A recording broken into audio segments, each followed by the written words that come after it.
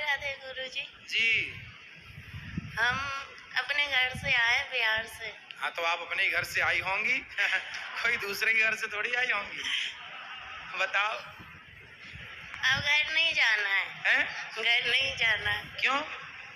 बहुत प्रश्नोत्तरी में इस महिला ने गुरुजी से कहा कि वो अपने पति के घर नहीं जाएगी, यही रहकर कुछ काम कर लेगी।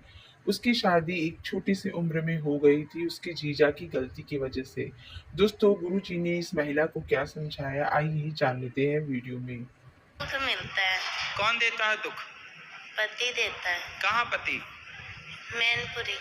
आए नहीं तो क्या दुख देते हैं? मैं काम करने चली गई थी घर वाले को बिना बताए। फिर? तो 1 महीना का पैसा दे दिया, 1 महीने के पैसे नहीं दिया। तो घर वाले डांटते हैं। पति नहीं तो पति के साथ आप क्यों नहीं रहती हो? वो शराब पीता है शाम को और लड़ाइयाँ करता है। कितनी शराब पी जाता है? 1 पौआ। आप नहीं पीती हो? एक दिन ना आप शराब भले ना पीना पर ऐसा व्यवहार करना कि आपने पी आप भी करती हो। तो आपकी तरफ से होती है कि उसकी तरफ से? दोनों तरफ से। तो वो नशे में रहता है तब लड़ाई करता है कि जब नशा उतर जाता है तब लड़ाई करता है? नशा रहता है तब भी और नहीं रहे तब भी। अच्छा, किस बात पे लड़ाई होती है? हम बोलते हैं कि बच्चा सियाना हो रहा है तो कुछ काम करो बच्चे के लिए। कितना कमाते हैं पति? खेती में कर रहा है, अभी नौकरी नहीं कर रहा है। कितने खेती है? 1 बीघा। बस? तो काम नहीं करते कुछ, शराब पी के पड़े रहते हैं। शराब बोलता है 2 यार पिला देता है। दोस्त यार, खुद के पैसे से नहीं पीता? हमसे मना करता है। पति को ले आते हम समझाते, वो नहीं समझता है। बोलता है ना कि तुम सोमवार छोड़वा दी, बोलती है भूत प्रेत आता है। और बाकी में उस पे ऐसे एकदम बिहेवियर करता है जैसे भूत। हाँ, पति के अंदर भूत आता है? हाँ। भूत तो नहीं आता, अच्छी मिर्ची का धुआं दो उतर जाएंगे इसके भूत। तो बोलता है कि तुमने छुड़वाया है, तुमने हटाया है। और मैं पूजा करती हूँ तो क्या उसने बोला भूत तुमने छुड़वा दिया? नहीं, भगवान का सेवा करना, सोमवार करना तुमने छुड़वाया है। अच्छा। हाँ, कि वो मेरा सहायता करते थे, तुमने छुड़वाया है। तो करे ना, पूजा काहे छुड़वा दी? मैं बोलती हूँ, अब नहीं करता है। तो पहले काहे छुड़वा दिया आपने? वो अब अजीब जैसा व्यवहार करता था, तुम भूतों के जैसा। अब मैं करती हूँ तो मेरी सास और ये पति यार बोलता है कि तेरा भगवान कहाँ गया है, सहायता नहीं करता है। बोला मैं कहाँ से बोला हूँ? किसको? भगवान को। भगवान आ जाएंगे, काय के लिए बुलाना है बताओ? बच्चे बीमार रहते हैं तो बोलते हैं अपने भगवान को बुलाओ। बोले तुम क्या कर रहे हो, तुम शराब पी के पड़े हो, भगवान ने तुम्हें जिम्मेदारी दी है, वो काहे नहीं पूरी कर रहे हो? अब मैं कमाती हूँ, मैं नौकरी करती हूँ तो लोग मुझे गलत बोलते हैं, बहुत गंदी गंदी बातें बोलते हैं मेरे बारे में। कौन? पति? पति भी बोलते हैं, गांव मोहल्ला वाले भी बोलते हैं, रिश्तेदार भी बोलते हैं। तो बोले फिर उनको बोलना गलत बोलने वालों के कि तुम लाओ पैसा दो हमारे बच्चे को कमा के, हम नहीं करेंगे काम। दुनिया बोले तो बोल देना कि लाओ फिर दो पैसा, हम नहीं करेंगे काम, हमारे बच्चे को पढ़ाओ लिखाओ। बोलता है कि तेरा पति है तो जवाब देने के लिए सब ताने मारते हैं पर सहायता कोई नहीं करता। सहायता कोई नहीं करता? नहीं। जवाब को कौन, बातें कौन कौन करता है? सास है, देवर है, सास क्या बोलती है? सास क्या बोलती है? वो बोलती है कि कमाने चली जाती है बच्चों को हम पे छोड़ के। तो सास को बोलना कि बुढ़िया अपने छोरे को बोलना कि वो कमाने जाए, तेरा छोरा कमाएगा तो हम बहू होके काहे को कमाएंगी? तेरा लड़का तो पौआ पी के पड़ा रहता है तो कमाना तो पड़ेगा। और हिस्से के लिए हमेशा लड़ाइयाँ होती है, जेठ लड़ता है तो पति हिस्सा करवा लो, बंटवारा करा दो, नहीं सुनता है। जेठ बंटवारा नहीं कर रहा है? जेठ तो लड़ाइयाँ करता है महाभारत। मैं उसकी दूसरी बीवी हूँ। किसकी? अपने पति की। उसकी पहली कहाँ गई? भाग गई। तो आप काहे चली गई उसके पास भाग के? सेकंड हैंड आदमी के पास काहे चली गई?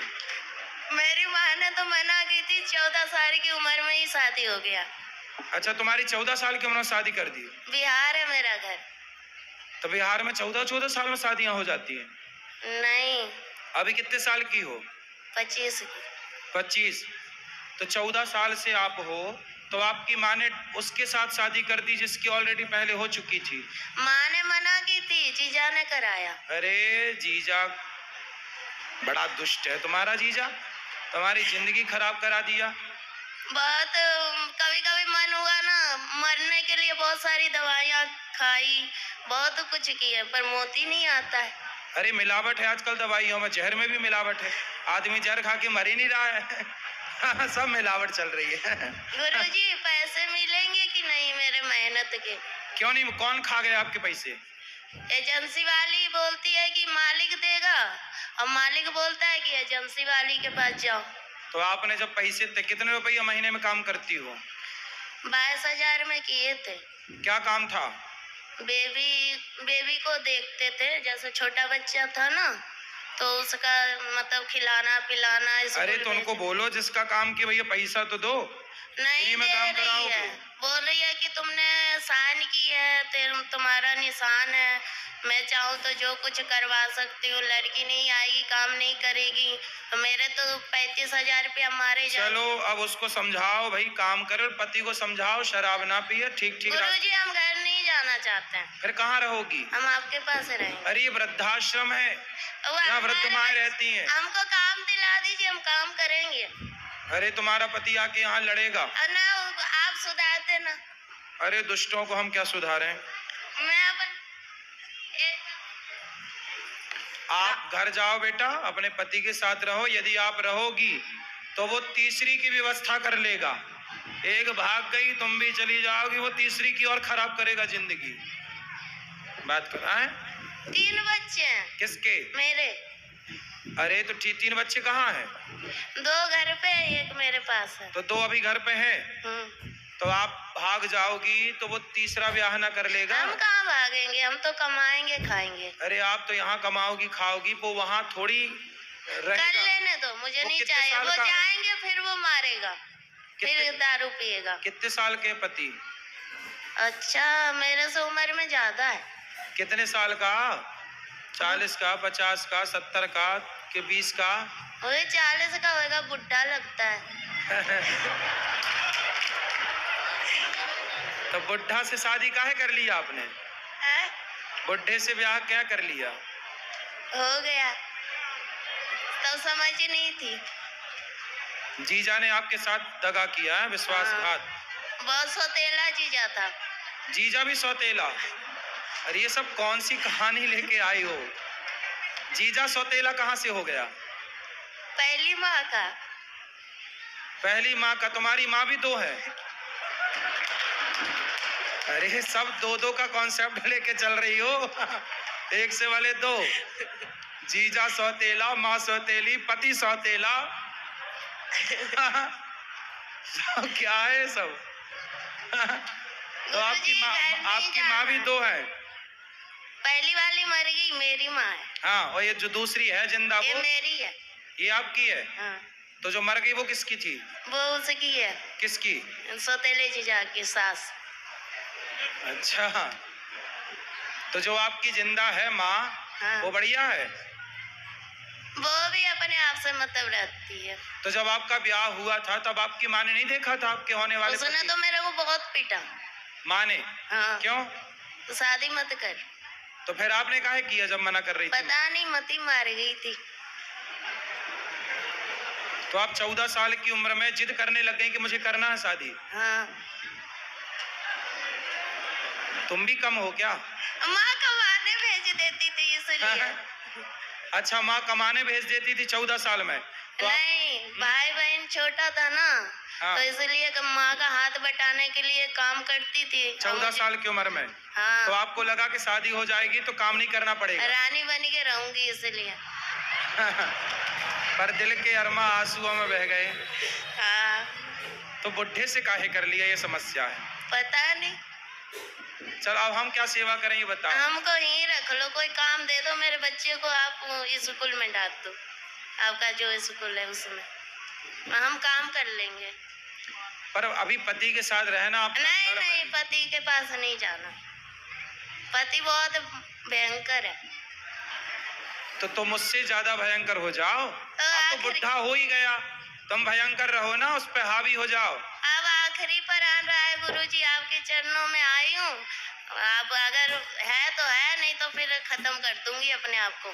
अरे मरना समाधान नहीं है। मर नहीं जाओगी, गुरुजी, अब मर जाओगी तो वो दूसरा ब्याह फिर करेगा, फिर तुम्हारे बच्चों के साथ जो उसकी पत्नी तो आएगी करने दो, हम वो क्या करें? सौतेला व्यवहार करेगी। अब हमसे झेला नहीं जाता है, बहुत झेल लिए, कोई सपोर्ट करने वाला नहीं है। भाई भाई नहीं है आपके? भाई हुई भी अपने आप से मतलब रखता है। माँ नहीं ध्यान रखती आपका? माँ भी बोलती है कि भाभी ताने मारती है, इसलिए माँ भी तो भाभी नहीं स्वीकार करती आपको? नहीं, माँ भाभी के पास जाना ही नहीं है।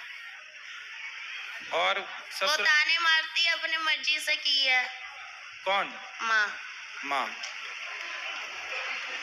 चलो भगवान सब अच्छा करे, आपको सद्बुद्धि आए और आप सुखी हो, यही प्रार्थना है ईश्वर से। काम तो बहुत सारे मिल जाएंगे वृंदावन में, कहीं भी कर लेना, कोई काम की यहाँ कमी नहीं है, खूब काम मिल जाएगा आपको कहीं भी।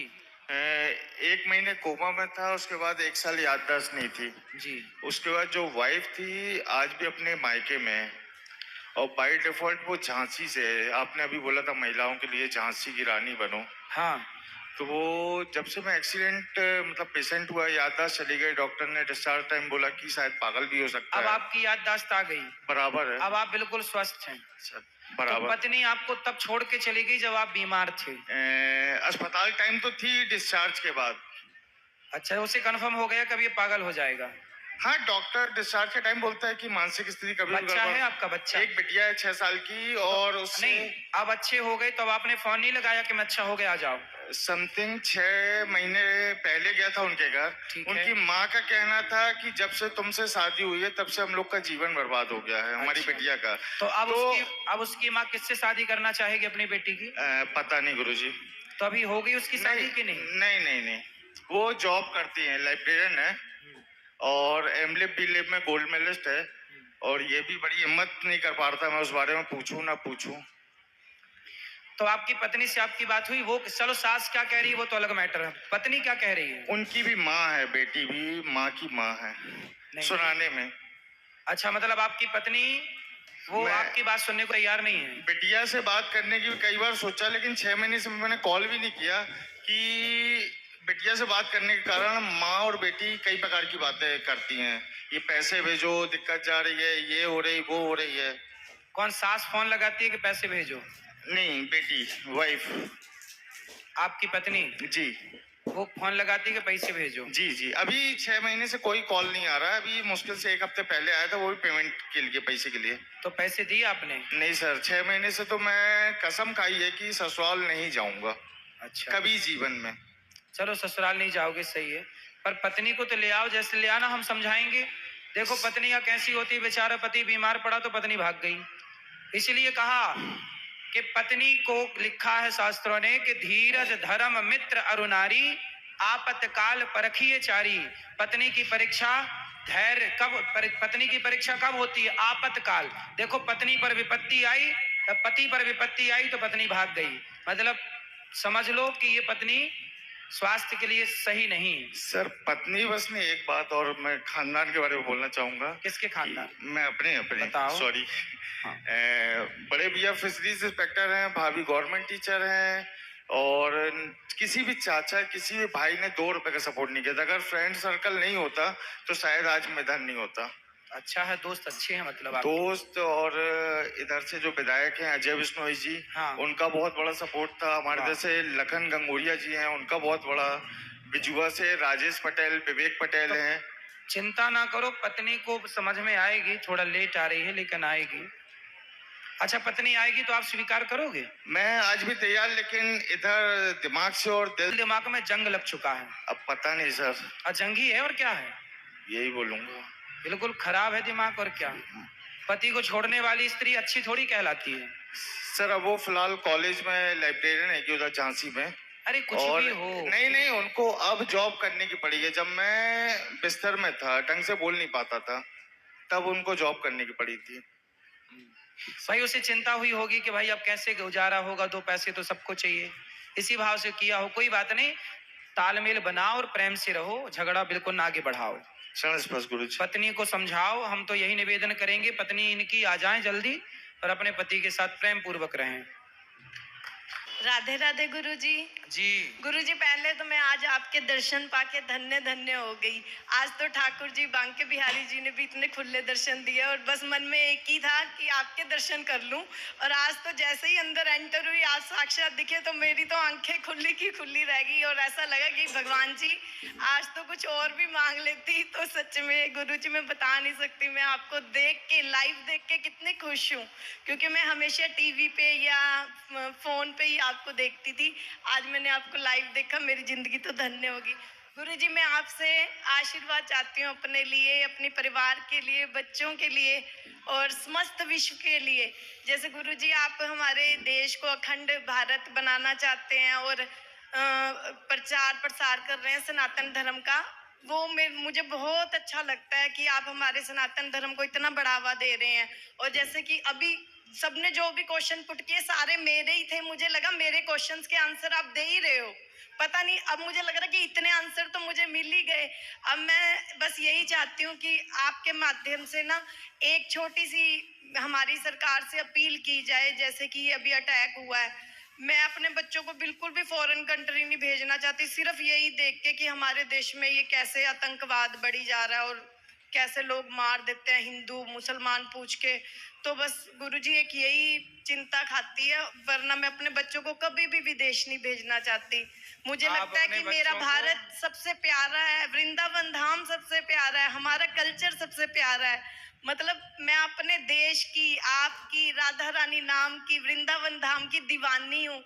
गुरुजी, बस मैं यही चाहती हूँ कि आप ऐसे कुछ सरकार के आगे अपनी मुहिम चलाएं कि हमारे देश से आतंकवाद और बेटियां जो परी बन के माँ बाप परी बनाना चाहते हैं उनको शेरनी बनाया जाए।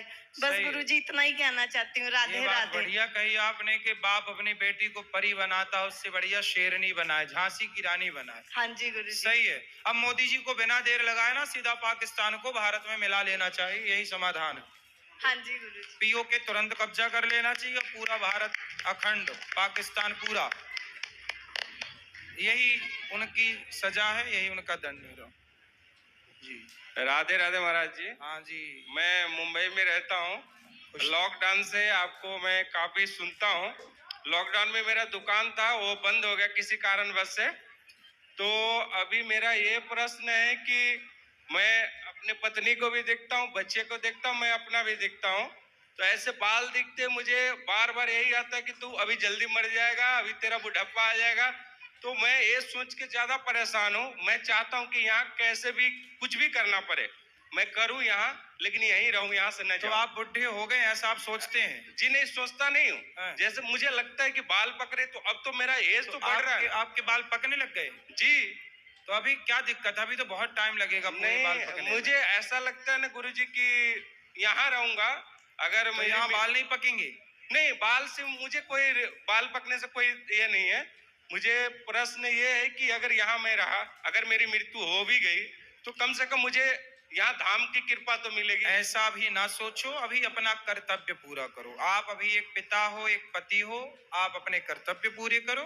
जी। इतना भयभीत होने की जरूरत नहीं है। जी मृत्यु से कभी डरना नहीं चाहिए। जी जी। अच्छे कर्म करने वाला चाहे पाकिस्तान में मरे, चाहे अमेरिका में मरे, चाहे भारत में मरे, जो अच्छा कर्म करेगा उसकी मुक्ति कहीं भी मरने से होगी। जी। जरूरी नहीं है कि वृंदावन में मरने वाला ही मुक्त हो ना। आप दिल्ली में मरो, अमेरिका में मरो, लंदन में मरो, यहाँ तक कि पाकिस्तान में मरो, यदि आप अच्छे कर्म करते हैं, आपकी नीति और नियत साफ है, धर्म और सत्य के रास्ते पर चलते हैं, तो आपका मोक्ष होगा। इसमें क्या है? वो वहां पे भी रह के मैं आपका हर जगह में ज्यादा से ज्यादा कोशिश करता हूँ वृंदावन की संतों की सुना जाए, इससे लगा रहे कि मैं वृंदावन में हूँ। बिल्कुल, संतों से जुड़े रहिए। हाँ। ये अच्छी बात है, लेकिन काम करिए, मन लगा के पैसा कमाइए, कार्य जी, करिए। जी। अभी मिलेंगे सबको, ठीक है? सब लोग चिंता ना करें, अभी सबको हम मिलेंगे। जी। गुरुजी, मेरा क्वेश्चन ये है कि मेरी बेटी है, बहुत अच्छी है सब चीज़ में, बट उसका गुस्से में कंट्रोल नहीं है। मतलब कभी कभी इतना रूड हो जाती है कि मुझे लगता है कि लाइफ कैसे सरवाइव करेगी ये, इस तरीके से रहेगी। तो आज हम पेरेंट्स हैं, हम तो सब चीज़ें एडजस्ट कर लेते हैं कि बच्चे ने गुस्सा किया नॉर्मल, लेकिन आगे दोस्त, ऑफिस या जहाँ भी आप जाओगे वहाँ पे कौन आपको बर्दाश्त करेगा? इसलिए अभी से ना अभाव में रहना सिखाइए। यह भी एक कोचिंग है, यह भी लेसन है।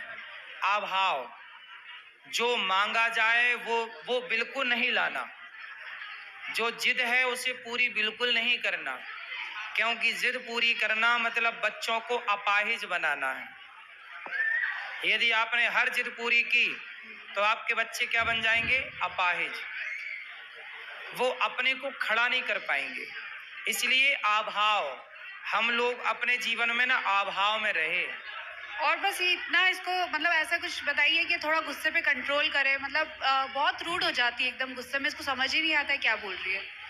अभ्यास से गुस्सा कंट्रोल, जैसी ये सब दिक्कतें जो है ना, हर चीज का एक इलाज होता है। क्रोध का भी इलाज है। क्रोध का इलाज क्या है? जब गुस्सा आए तो पहले ये पता लगाना चाहिए कि गुस्सा हमें क्यों आया है। गुस्सा दो कारणों से आता है। पहला अभिमान के कारण, एटीट्यूड। दूसरा हमारी इच्छाएं पूरी नहीं होती तो गुस्सा आता है। तो अब हमें ये देखना है कि गुस्सा जब आए तो कितना आए। भीष्म पितामह को गुस्सा आना था। जब वो द्रौपदी की साड़ी खींच रही थी, दुशासन पर गुस्सा आना था, नहीं आया। तो जहां गुस्से की जरूरत है वहां तो आना ही चाहिए, पर फिजूल में नहीं आना चाहिए। अपने को प्रैक्टिस, जैसे मंदारी बंदर को ना वश में कर लेता है और जैसे नचाता है बंदर वैसे ना, जबकि बंदर सबसे चंचल है। पर मंदारी प्रैक्टिस के बल पर, अभ्यास के बल पर उस बंदर को वश में कर लेता। ऐसे अपने मन को, अपने आप को वश में करना, जीतना, यह भी एक प्रैक्टिस है।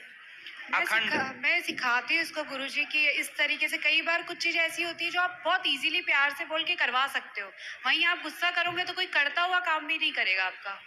बट ये समझे इसलिए बेटा गुस्सा नहीं करना चाहिए, ठीक है? क्रोध हमारा सबसे बड़ा शत्रु है। मिनट 2 मिनट के लिए आता है पर बहुत बिगाड़ के जाता है। चलो,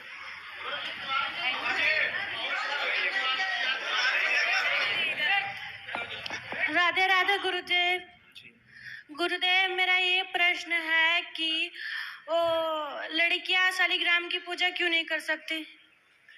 क्योंकि तुलसी माता के श्राप से भगवान शालिग्राम बने। तो भगवान ने तुलसी माता से कहा कि आप कुछ मांगो। तो तुलसी माता ने कहा कि आप केवल मेरे साथ रहेंगे और किसी के साथ नहीं। जैसे पत्नी जो है ना अपने पति को शेयर करना नहीं चाहती किसी और के साथ, उसी तरह तुलसी माता बोली कि आप केवल मेरे बन करके रहो। आज से आप मुझे पक्का वादा करो कि आप किसी भी स्त्री की पूजा को स्वीकार नहीं करेंगे। तो भगवान ने तुलसी से वचन ले लिया और दे दिया कि आज के बाद वो किसी स्त्री की पूजा को स्वीकार नहीं करेंगे। तब से भगवान किसी स्त्री की पूजा को स्वीकार नहीं करते। राधे राधे। सभी चैनल को सब्सक्राइब कर लीजिएगा। जो भी यूट्यूब पर देख रहे हैं चैनल को सब्सक्राइब कर लीजिए और शेयर कीजिए।